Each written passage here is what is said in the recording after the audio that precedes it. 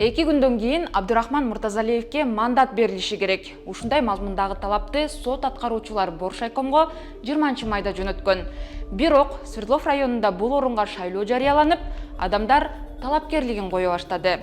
Бирок соттун чечимин бардык мамлекеттик органдар аткарууга тийиш.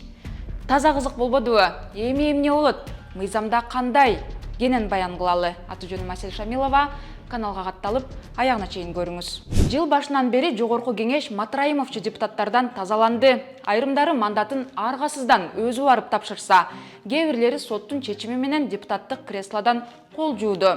Маселен, Бишкектин Свердлов 1 мандаттуу округунан депутат болгон Шайлообек Атазов, коррупционер Райымбек Матраимовдун эң жакын адамдарынын бири. Атазов мандатынан 30 апрелде жогорку соттун чечими менен ажыратылды.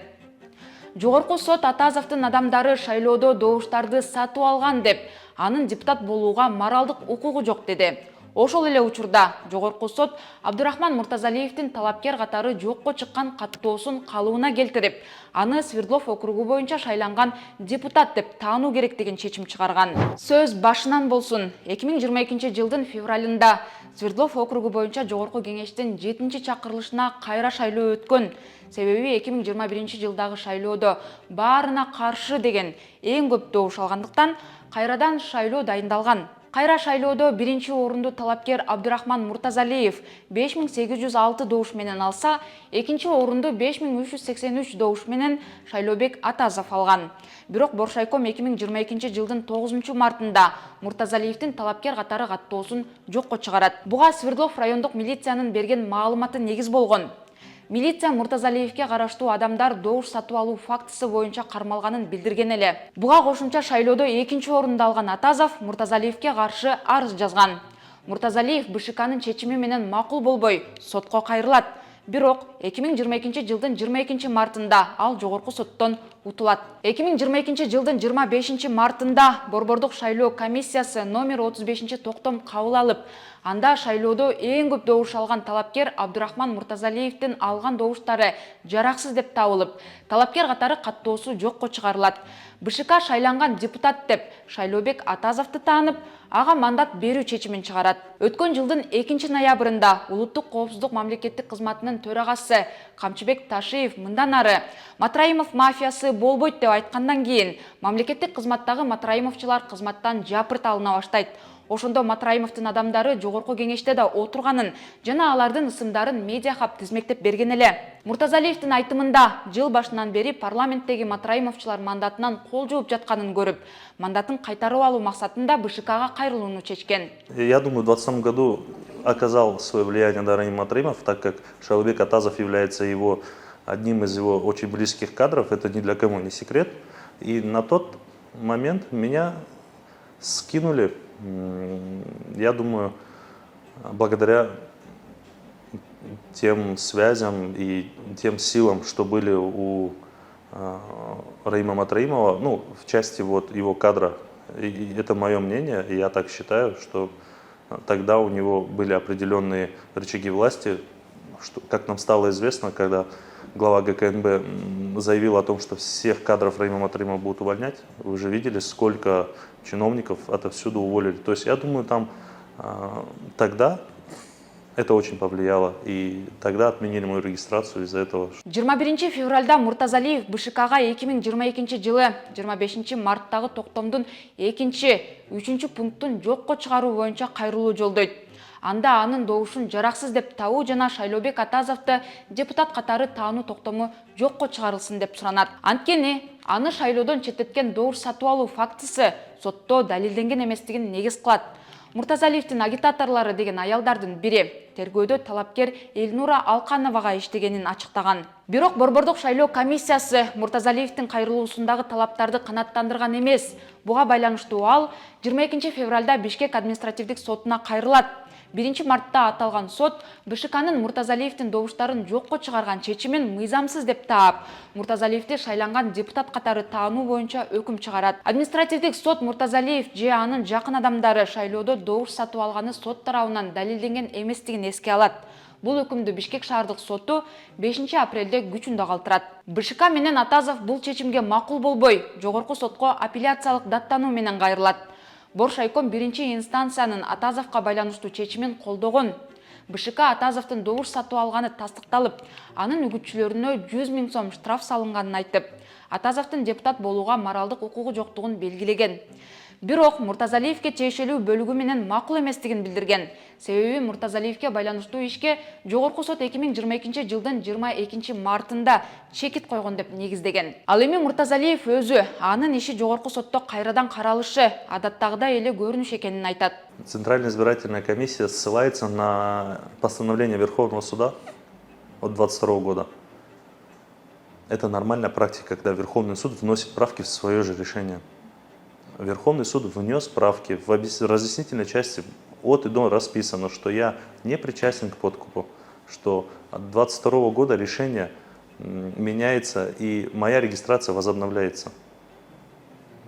Я не вижу никакой логики абсолютно, почему Центральная избирательная комиссия вот так вот держит свою позицию. Они никак толком не объяснили. 30 апрелде Жогорку сот Атазов менен Борбордук шайлоо комиссиясынын даттануусун карап, канаттандыруусуз калтырды. БШКнын 9 марттагы Муртазалиевди талапкер катары каттоосун жокко чыгаруу чечимин жана 25 марттагы Муртазалиевдин добуштарын жараксыз деп таануу жана Атазовду шайланган депутат катары таануу токтомун жокко чыгаруу өкүмүн кабыл алды. Ал эми Бишкек административдик сот менен Бишкек шаардык соту чыгарган чечимдин башка бөлүктөрүн күчүндө калтырды.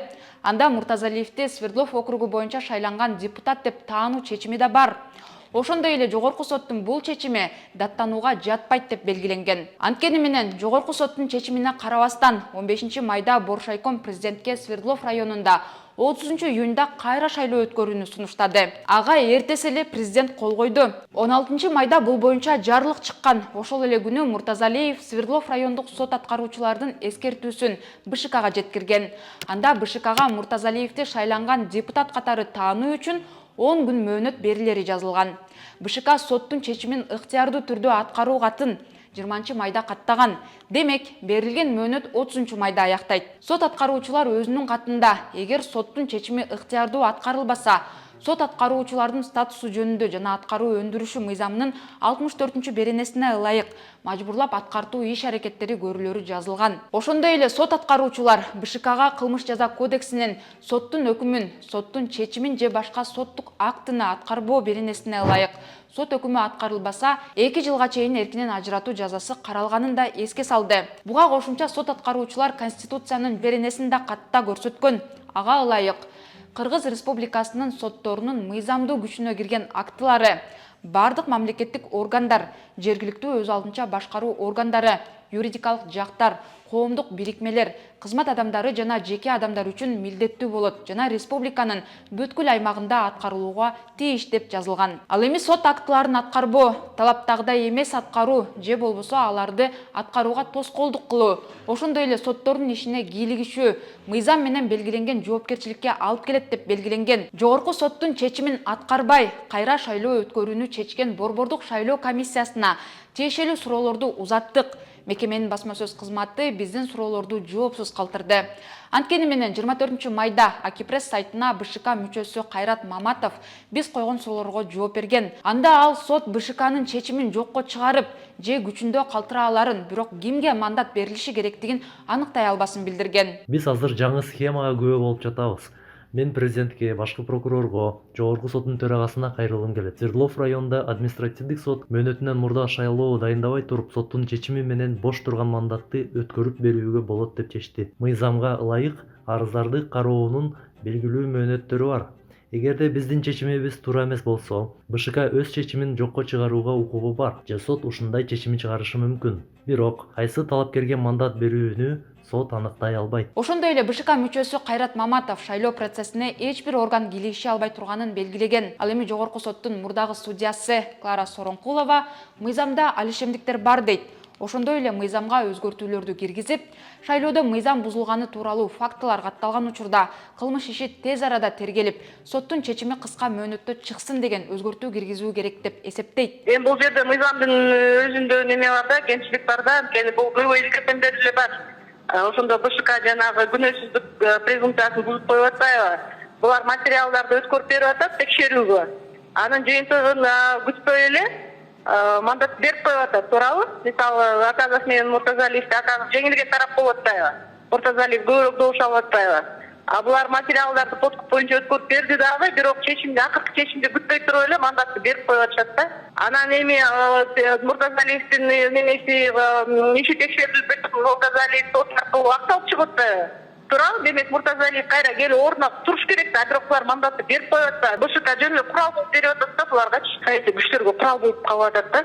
Ошол себептен соттун чечими, акыркы чечими чыкмайынча булар мандат бербей кармап туруш керек да. А бирок мыйзамда БШКга ушундай укук берип коюп атпайбы, өзүңөр чече бергиле депчи. Жыйынтыгын күткүлөө деген неме жок да, талап жок да. Жыйынтык чыгара берет да, шайлоонун жыйынтыгын чыгара берет буларчы.